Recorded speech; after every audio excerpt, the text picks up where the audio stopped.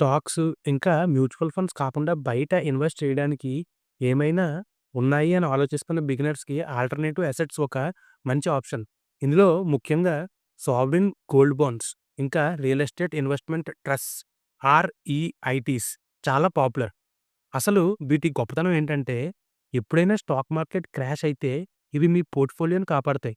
ఉదాహరణకి ఆర్‌ఈఐటీస్ ద్వారా మీరు లక్షలు పెట్టి ఆస్తులు కొనకుండా కేవలం కొన్ని వందలతో పెద్ద పెద్ద కమర్షియల్ బిల్డింగ్స్‌లో ఇన్వెస్ట్ చేసి రెగ్యులర్‌గా రెంట్ ఇన్‌కమ్‌ని పొందొచ్చు.